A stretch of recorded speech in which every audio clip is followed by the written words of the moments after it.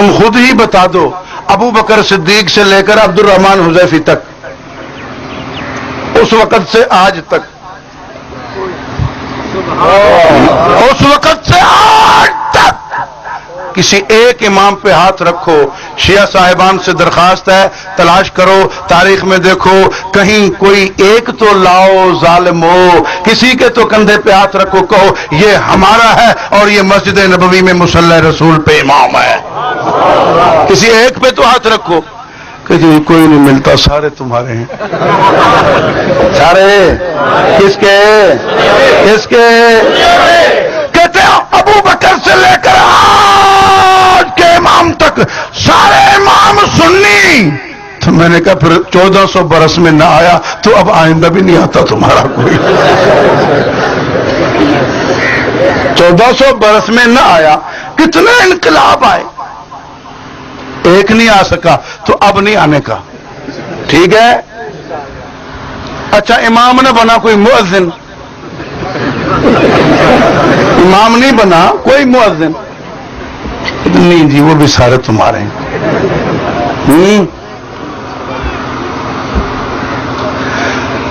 چلو روزہ رسول نہیں، مصلی رسول نہیں، کعبۃ اللہ میں چلتے ہیں. نیند آ گئی ہے تمہیں؟ کعبۃ اللہ میں چلتے ہیں. ہاں بھائی، حضور پاک صلی اللہ علیہ وسلم کعبۃ اللہ کا امام مقرر کرتے ہیں. عبداللہ ابن ام مکتوم نابینا صحابی ہے.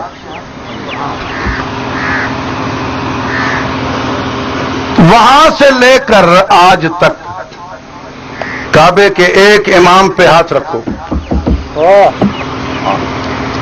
سدیس تک آ جاؤ، شریم تک آ جاؤ، ابن سبیل تک آ جاؤ.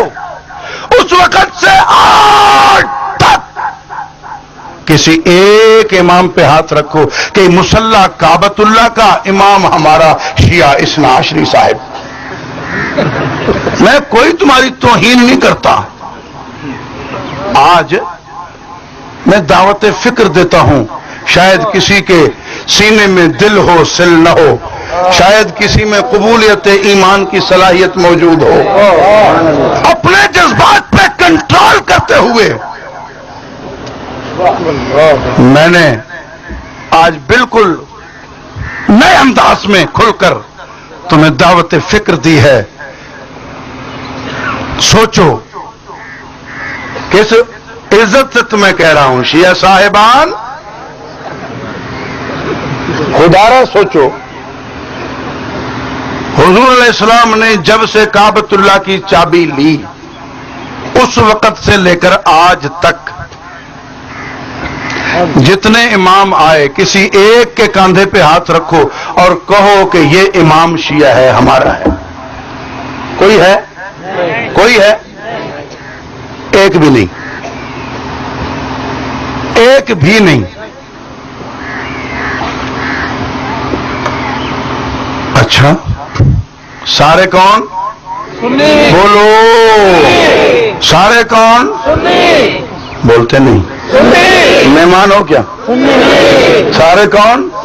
ہاتھ کھڑا کر کے سارے کون؟ سارے کون؟ سارے کون؟ سارے کون؟ قرآن کریم کے حافظ کون؟ حضور پاک صلی اللہ علیہ وسلم کے روزے کے وارث کون؟ حضور پاک صلی اللہ علیہ وسلم کے ساتھ روزے اقدس میں سونے والے کون؟ حضور کا مصلی سنبھالنے والے کون؟ حضور کے مسجد نبوی کے مؤذن کون؟ کعبۃ اللہ کے امام کون؟ کعبۃ اللہ کے مؤذن کون؟ کلام اللہ کس کے پاس؟ رسول اللہ کس کے پاس؟ کعبۃ اللہ کس کے پاس؟ تیرے پاس کیا ہے ذرا وہ بھی بتا دو.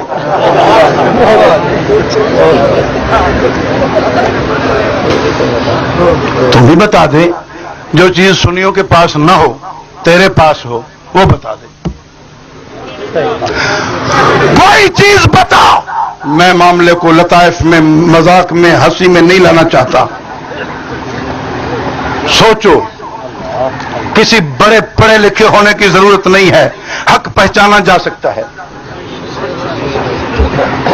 کوئی کوئی زیادہ کتابیں کھولنے کی ضرورت نہیں ہے، حق پہچانا جا سکتا ہے، کوئی منطقی مسائل سلجھانے کی ضرورت نہیں ہے، حق پہچانا جا سکتا ہے۔ 1400 برس میں تمہارا ایک امام حضور کے مصلی پہ نہ آیا، 1400 برس میں تمہارا ایک مؤذن مسجد نبوی میں نہ آیا،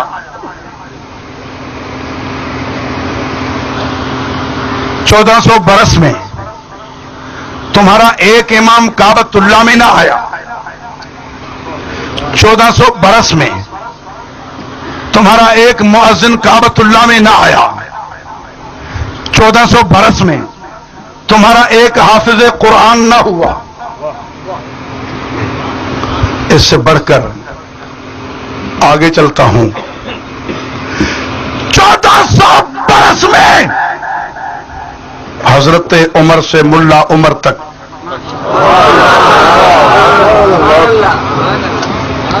کوئی ایک فاتح دکھاؤ جس نے 4 انچ زمین فتح کی ہو اور اس پر اسلامی جھنڈا لہرایا ہو۔ کوئی ایک فاتح دکھاؤ جس نے کوئی 4 انچ زمین کافروں سے چھینی ہو اور اسلامی حکومت وہاں قائم کی ہو۔ کوئی ایک دکھاؤ، اس کے کاندھے پہ ہاتھ رکھو، کہو یہ ہمارا ہے۔ کوئی ایک غازی، کوئی ایک فاتح، کوئی ایک۔ حضرت علی پر آپ ہاتھ نہیں رکھ سکتے، کیوں کہ جب خیبر کی فتح کا مسئلہ ہے اس وقت سپہ سالار حضور خود ہیں، اس وقت سپہ سالار حضور خود ہیں، تو فتح یہ حضور کی ہے، ٹھیک ہے، کیونکہ فتح تو سپہ سالار کی سمجھی جائے گی نا۔ اس وقت لشکر کی قیادت حضور خود فرما رہے ہیں، حضرت علی المرتضیٰ حضور کے سپاہی ہیں، ٹھیک ہے، تو یہ فتح کس کی ہوئے؟ حضور کی۔ اس لیے خیبر کا نام مت لو، حضرت علی رضی اللہ تعالی عنہ پہ تم جھوٹا ہاتھ رکھتے ہو، میں کہتا ہوں علی ہمارے ہیں، تم کہتے ہو ہمارے ہیں، چلو ہمارے یا تمہارے، بات اس کو صاف بعد میں کبھی کر لیں گے، ابھی یہاں تم نے ہاتھ رکھ لیا تو چلو اب یہ دکھاؤ کہ حضرت علی کے دور خلافت میں فتح کتنی ہوئی ہے۔ تمہارا ہاتھ اتنا برکت والا ہے کہ تم نے ان کے دامن میں ہاتھ ڈالا ہے تو اپنے دور خلافت میں 4 انچ بھی فتح انہیں نہیں کرنے دی۔ تم اتنے بابرکت ہو کہ تمہارے ساتھ جو بیٹھ جائے یا تم جس کے ساتھ لپٹ جاؤ اس کا بھی یوں کام پورا کرتے ہو۔ اس وقت سے آج تک ہم نے دیکھا ہمارے علی کے ساتھ تم لپٹ گئے، ہمارے علی کے ساتھ تم لپٹ گئے، خیر سے انہیں اپنے جھگڑوں میں یوں الجھایا کہ وہ حکومت کے اندرونی معاملات میں ہی ساری زندگی لگے رہے۔ تم نے سلجھانے نہ دیے، کافروں سے لڑنے ہی نہ دیا، مسلمانوں سے لڑاتے رہے، اس سے لڑو، اس سے لڑو، اس سے لڑو، ایسے حالات پیدا کرتے رہے جیسے یہودیوں نے موسیٰ اور ہارون علیہم السلام 2 نبیوں کو لڑایا، ایسے ہی تم نے صحابہ کو لڑایا۔ تم نے حضرت علی کو باہر توجہ کرنے ہی نہیں دی، اس لیے حضرت علی کے دور خلافت میں کوئی نئی فتح نہیں ہوئی۔ تو فتح صدیق اکبر کے دور میں، فاروق اعظم کے دور میں، عثمان ذو النورین کے دور میں، اور حضرت علی کو تم نے الجھا دیا، وہاں فتح نہ ہوئی۔ پہلے 3 پہ تم ہاتھ نہیں رکھتے، حضرت علی پہ تم ہاتھ رکھتے ہو تو فتح نہیں ہوتی۔ پھر حضرت علی کے بعد حضرت معاویہ آتے ہیں، پھر فتح شروع۔ تو حضرت معاویہ پہ ہاتھ رکھو، کہو ہمارے ہیں، کہیں گے نہیں؟ کس پہ ہاتھ رکھو گے؟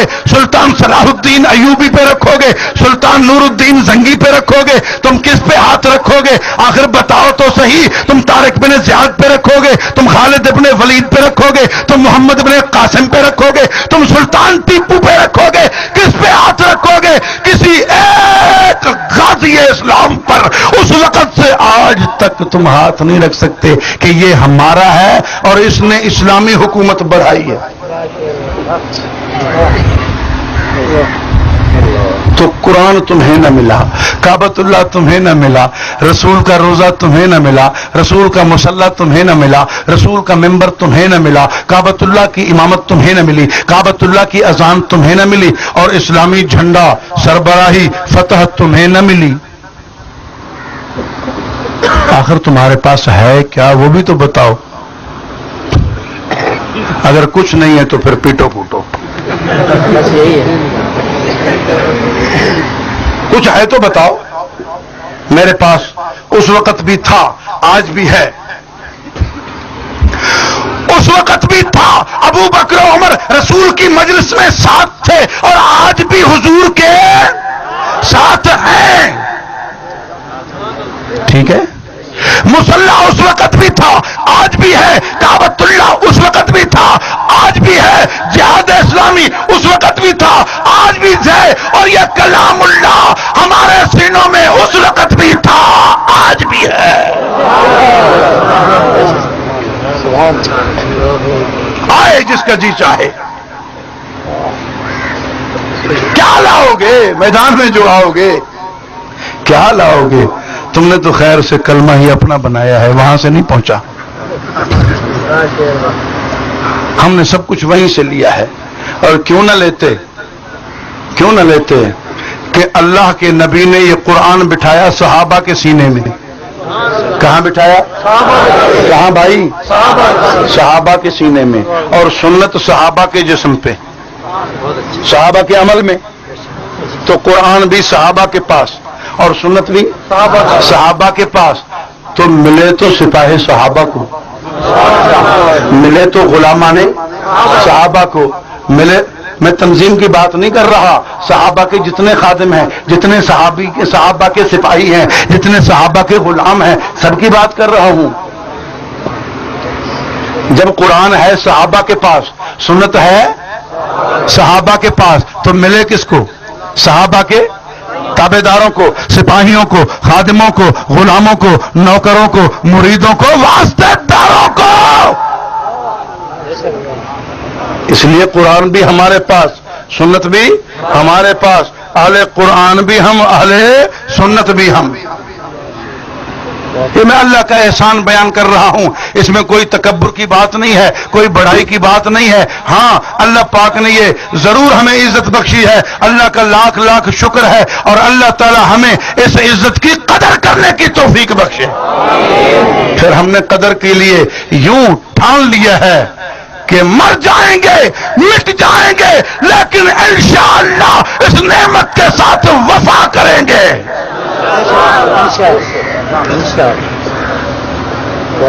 قرآن کہاں سے ملا؟ حضور سے. کس نے لیا؟ بلند آواز سے. بس بات آخری ہے، ماننے والے بولیں. کھل کے بولو، کھل کے. گرج کے بولو، گرج کے. ایمان سے بولو، جذبے سے بولو، محبت سے بولو، عقیدت سے بولو، گرج کے بولو. قرآن کس نے لیا نبی سے؟ ہمیں کس نے پہنچایا؟ سنت کس نے سیکھی؟ ہمیں کس نے پہنچائی؟ صحابہ نہ ہوتے قرآن نہ ہوتا، نہ پہنچتا. صحابہ نہ ہوتے سنت نہ پہنچتی. صحابہ نہ ہوتے کلمہ نہ پہنچتا. صحابہ نہ ہوتے غیرت نہ پہنچتی. صحابہ نہ ہوتے صداقت نہ پہنچتی. صحابہ نہ ہوتے عدالت نہ پہنچتی. صحابہ نہ ہوتے شجاعت نہ پہنچتی. صحابہ نہ ہوتے کلمہ نہ پہنچتا. دیکھا نہیں جن کا واسطہ صحابہ سے نہیں ہے ان کے پاس ان میں سے کچھ نہیں پہنچا. ان چیزوں میں سے ان کے پاس کچھ نہیں پہنچا جو صحابہ کو مانتے ہیں. ٹھیک ہے. اللہ تبارک و تعالی ہم سب کو صحابہ کرام کے اس احسان کو قدر کی نگاہ سے دیکھنے، ان کی عزت و عظمت کا پہرا دینے کی توفیق بخشے. وآخر دعوانا الحمدللہ رب العالمین. اللہم صلی علی سیدنا مولانا محمد.